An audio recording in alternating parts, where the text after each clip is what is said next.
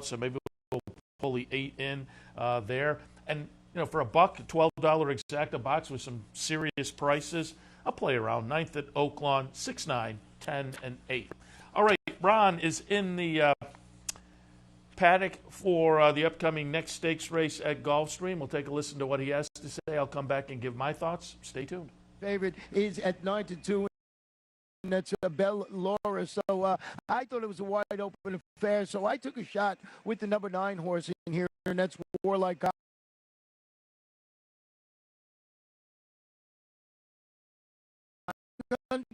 Undefeated in the 2 turf races at Churchill. And what I liked about that, the fact that she won at 11 furlongs, that allowance race. So this Smile in the 3/16, certainly in her range or scope. So I just thought undefeated, coming back for Julian Leperoux will be in the saddle this afternoon. So we'll see how this horse runs. They're taking a jump up, but as I said, the board right now just a wide open affair. A couple of the horses I had some interest in. One of them is 10-1 up there right now, and that's Sister Hanan. And this one is turning back after following her allowance optional claiming score, going a mile with a 4th place finish.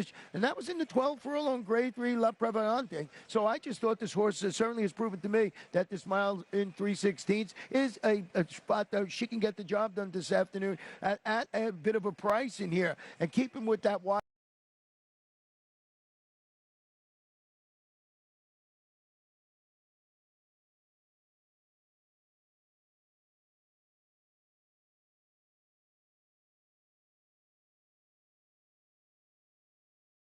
open theme. What about the number 7 horse in here, Mile and the 16th? The previous winner at the distance, she's actually won at this niche mile and 3/16 distance in the past, and she's got a Red Ortiz Jr. going for 2 victories in a row on this horse. So that is the number 7 horse in here, Bacchanal. We'll just talk about the 5 horse briefly before we look at the 2 a little bit. Girafales is the number 5, and just thought that this one trying the number 5 horse in here, Heavenly Curlin. So we'll see how this one runs for Mark Hasse. Had a good day, had a win a little earlier on. So that is number 5, Heavenly Curlin. They're going to the track for today's 13 race. Good luck with all your selections, and we'll be back here for the feature event of the afternoon, the Fasig-Tipton Grade 2 Fountain of Youth. Jose Riquelme with Divas Ransom and the Yellow Silks. Here's Echoes of Time. Adam Beschizza riding for a double after Just Lively's Dixie Poker Race Stakes win. Marcelo Pedrosa, Yes Gorgeous, drew 9.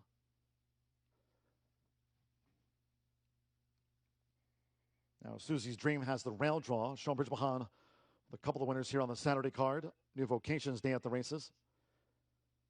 Silver Squall, James Graham won our 4th of the day.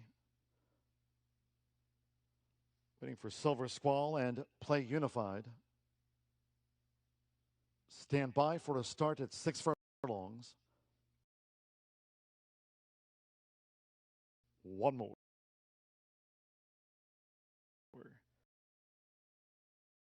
Gabriel Saez with Play Unified. All in line. The early advantage for Colby Hernandez, Have No Fear. Race to the lead from sharp starting Echoes of Time, who's in pursuit. Then Susie's Dream, Yes Gorgeous vying for 3rd, and in the Yellow Silks, Divas Ransom 5th in a real claustrophobic spot, heading to the half-mile pole. Silver Squall is wide in the clear from Play Unified, moving up between horses. The rail Mia Omaya, New Year's Party running 2nd to last and beaten for speed. High-class production trails the State-Bred Distaff Sprint, taken through an opening quarter by Have No Fear in 22.26 seconds. Echoes of Time still 2 lengths back. Have No Fear spins them in. Yes Gorgeous a wide 3rd. Susie's Dream the rail from in between horses. Divas Ransom looking to gain toward the inside. Play Unified and the rail Mia Omaya homeward bound. Half mile 45.67 seconds. She's Have No Fear, the leader with 1 furlong remaining. Have No Fear leads by 4 to Echoes of Time. Susie's Dream, late move by Play Unified between horses. Yes Gorgeous, then Mia Omaya, but close to home with Colby Hernandez. Have No Fear ran them off their feet. Have No Fear won by 4 from Susie's Dream, who gained 2nd on the line. Echoes of Time 3rd. Play Unified finished 4th. Name Rejected broke beautifully and goes for the front from Molto Vivace and Right Tone. Test of Will is in the mix. Reserve is at the rail, and there goes Reserve all the way up to challenge and take over the lead. And he and Test of Will now emerge. Reserve's at the rail. Test of Will is alongside. Name Rejected races in third. Navy Steel and Bamalama are next. Then to the outside end, Pizza around the far turn with Test of Will in reserve. 1-2. Test of Will is now a neck in front of Reserve in second. Name Rejected is about to move up. Here's Name Rejected. Meanwhile, Stiletto Boy is in the center. He comes on with a nice run. These four at the top of the stretch. Then Molto Vivace, 2 lengths further back to Right Tone. Many chances top of the stretch. Stiletto Boy has a short lead from Name Rejected. Test of Will is dropped back. Now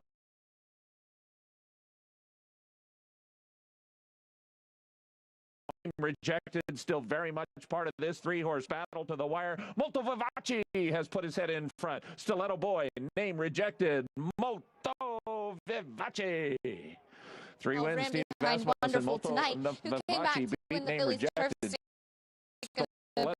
British Champions Day for another Group 1 event.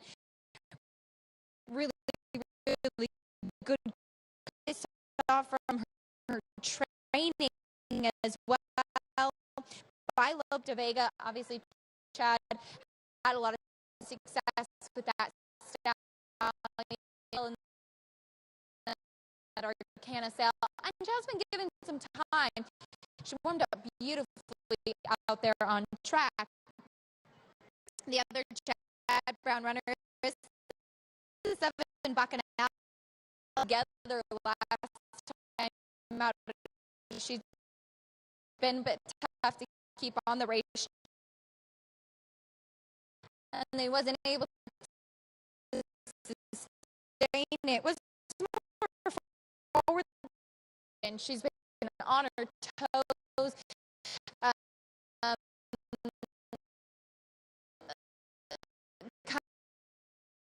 Move to kind of keep her under wraps. Now, as in simple looks the best, it would be this filly now making her to her benefit to win the Saratoga Oaks wire to wire, was second behind the Classy Magic Attitude in the Belmont Oaks. Last time had an outside post and was going a bit shorter too. She's a very big filly. I think 1 mile and a 16th is just too short for her, though she's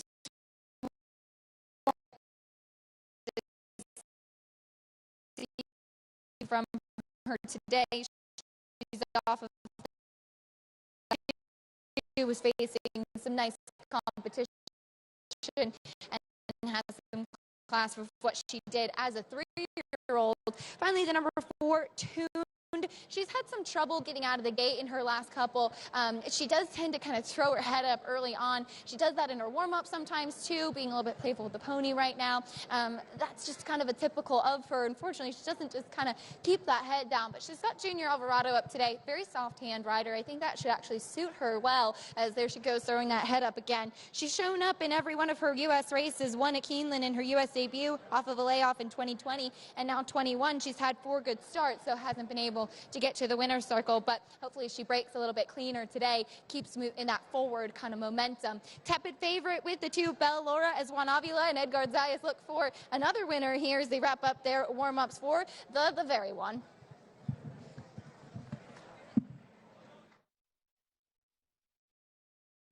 More stakes action coming up at Gulfstream. Before we get to 13, let's go back to 12. Ba-boom! The board blows up with Whole Bodymeister at 50-something to 1. I'll tell you, there were 2 prices that came in the try there. Whole Bodymeister 50 to 1 won. Competitive Speed was also, I think, 50 to 1. That one was crazy. Competitive Speed had won the Glitter Woman 2 races back, so the 50 to 1 there was a little nuts. But Whole Bodymeister 50 to 1 might have been a little long there even, but the horse deserved to be a price. And the way the horse won was because this seemed like a pretty nice little field of 3-year-old fillies, but she just dusted them there at 50-1, 50-something to 1. I think I paid $107. So things blow up at Gulfstream in the Devona Dale. We move on to the very one Grade 3 event, and as the board indicates, with 9-2. I was going to say co-favorites, but it's quad favorites in here at 9-2. This is a wide open race. I have it 4-2, 10 and 7. I put Tuned on top, getting 6-1 on this Grand Motion runner that I think on a best effort can be interesting in here. Will be heard from in the lane, you would have to think. Gets a little more ground than this horse has had previously, and just maybe a little bit interesting at a price. Belle Laura in the second spot. This one has a little more early speed to be in touch with the field, and that could be beneficial. Acacia was talking about Antoinette. I did not use Antoinette, but boy, I've liked her throughout the career. The Bill Mott runner, maybe I may regret leaving her out, but I used Tuned over Belle Laura. Sister Hanan in the third spot. Again, 2 back, 1 at a mile. Last time stretched to the 1.5 miles and ran okay. Now kind of splits the difference a little bit, and I think is going to be a player at 10-1. Bacchanalia for Chad Brown is one of those quad favorites at 9-2. Certainly has shown an affinity for the course. I will say Ron Nicoletti on the show this morning, he talked about number 9, Warlike Goddess at 5-1. He said that was his long shot play of the day. And that was an interesting runner for Mott. 2 for 2 so far, both last year as a 3-year-old. So really lightly raced, and there's probably still some upside. So the 9 horse is a little bit interesting, but Ron had that as his long shot play. In the 13th at Gulfstream, 4, 2, 10, and 7. All right, I'll step back and watch some of the action. We'll come back in a few and delve into the Southwest and the Fountain of Youth as well before we wrap up this Saturday edition of OTB Live. But the 2 big 3-year-old races right around the corner. But before we get to those, this lucky race number 13 at Gulfstream Park. Again, for me, in what is clearly, given the odds board, a head-scratcher of a race, I have it 4, 2, 10, and 7. Stay tuned. Be back in a few.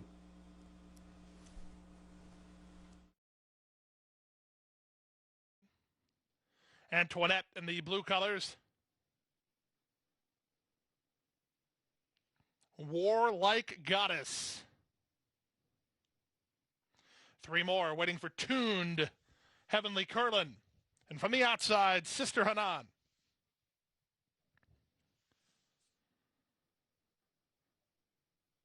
Sister Hanan. Corey Lannery to the outside.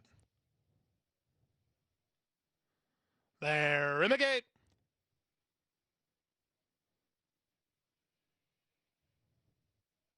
And they're off in the Grade 3, the very one. Good start for Belle Laura from down toward the inside. Out the rail, Lovely Lovey. Antoinette comes away in good shape. From the far outside, Sister Hanan looking to work over. Bacchanalia has the same idea. They race ahead of Tuned and Heavenly Curlin. 3 wide in California Queen. And dropping to last is Warlike Goddess. Past the wire the first time, Antoinette tugging on Jose Ortiz and up for a narrow advantage. Down at the rail, it's Belle Laura. Out 3 wide, Sister Hanan. Coming off the fence went the gray Lovely Lovey. She's into 4th now while racing in the 2-path. Bacchanalia spun out 3 wide ahead of Tuned, then California Queen. Unhurried at the back are Heavenly Curlin and Warlike Goddess. The opening quarter was 23-4. They exit the turn and straighten out for their journey up the backstretch. Up front, Antoinette in the Godolphin blue on top a length and a half. Sister Hanan is there second. Edgar Zayas has Belle Laura parked at the rail 3rd. From 4th and Lovely Lovey, then Bacchanalia and Tuned. California Queen still ridden pretty quietly. She's about 6 or 7 lengths behind. Still at the back, Warlike Goddess and Heavenly Curlin. They make their way past the half-mile point and swing to the far turn. They went 49 seconds flat for the opening half-mile. Antoinette with the fresh legs. She leads by a length and a half. Sister Hanan second. Del Laura's had a good trip, third at the fence. Followed by Lovely Lovey, then Tuned and Bacchanalian. California Queen will have to launch a bid soon, and so will Warlike Goddess and Heavenly Curlin is their last of all after 3/4 and 1:13-1. They arrive at the top of the stretch with their ears up. Antoinette has the lead by an X. Sister Hanan is their second. Tuned working into the clear for an opportunity. Belle Laura and California Queen are next as they straighten for the drive. Jose Ortiz trying to get one more furlong from Antoinette. She's responding and leads by 2. Sister Hanan is second. Tuned on the outside. Belle Laura toward the rail. But the more they asked, the more she gave. Antoinette goes all the way. Antoinette wins by 2.5. Second was Belle Laura, close for third in 1:53-3.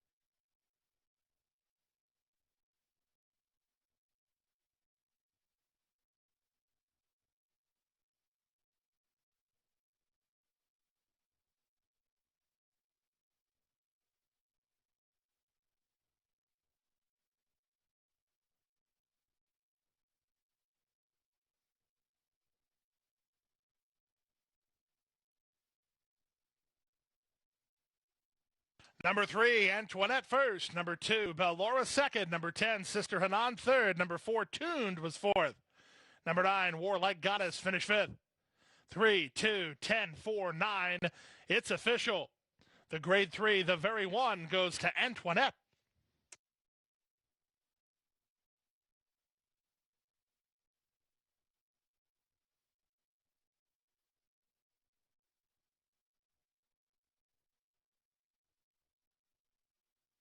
And Malibu Mistress.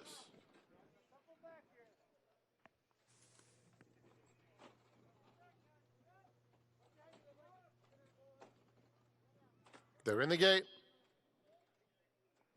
And they're off. Mucha Woman flies out of the gate, quickly opens up a length. Malibu Mistress, Ruthie's Racer on the outside is third. Righteously is fourth, just 2 lengths off the lead, and a pretty big gap to Exchange Vows. Mucha Woman takes him toward the half-mile pole with a neck lead on Malibu Mistress.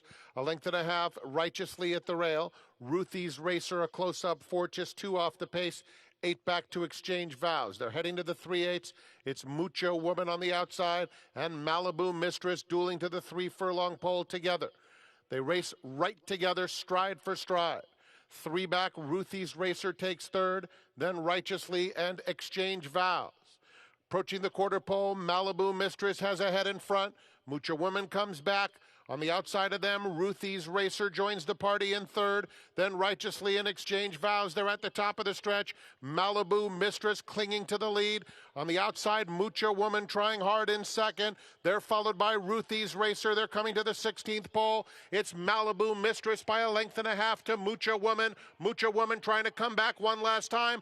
Malibu Mistress clinging. Malibu Mistress just in front. Malibu Mistress in a close photo with Mucha Woman. It's close between those two. Ruthie's Racer third, then Righteously.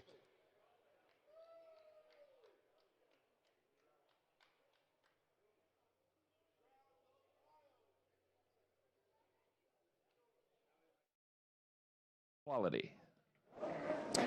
Thanks so much, Vic. Well, all eyes have been on Essential Quality since horses have entered the paddock. He feels good, he has his head high, and knows that he is the reigning champion. Luis Saez already has a stakes victory on the card, looking for another. He is undefeated and makes his 3-year-old debut. He's a 2-time winner at the distance. He scored the Breeders' Futurity up on the lead and won the Breeders' Cup Juvenile from off the pace. Now he's trained forwardly since that last start in early November. He already has 30 points towards the Kentucky Derby. There he is on your screen, and he is currently your favorite at 4-5.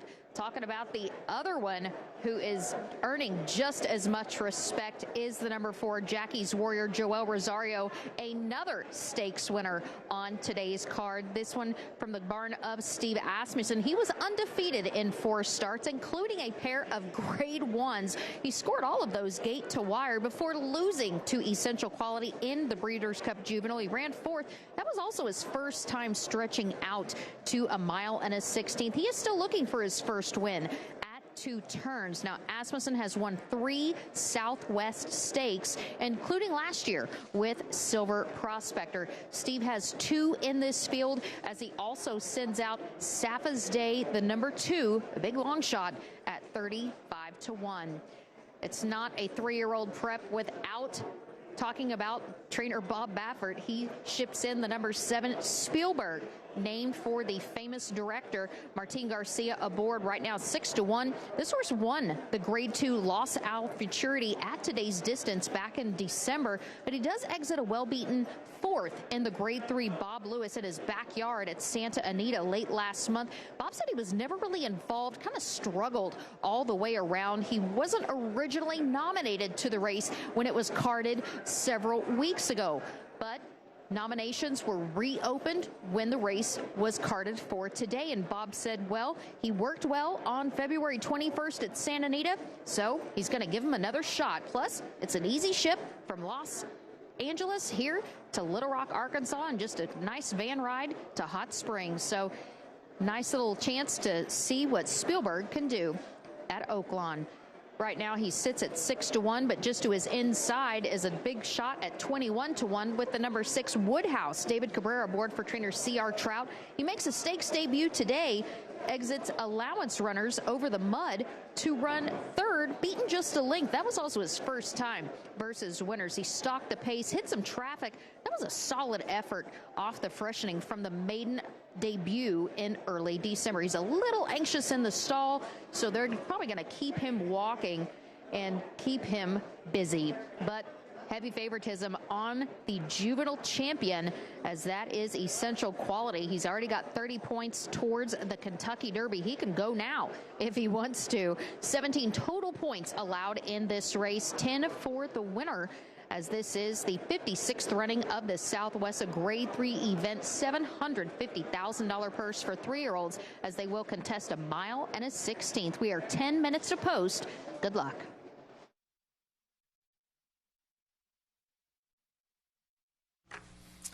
All right, we are 10 minutes to the feature at Oaklawn, the Southwest, the belated debut of Essential Quality. Don't forget, this race was supposed to be held 2 weeks ago, and then with weather down at Oaklawn, it's been delayed the past couple of weekends. But fortunately for the Essential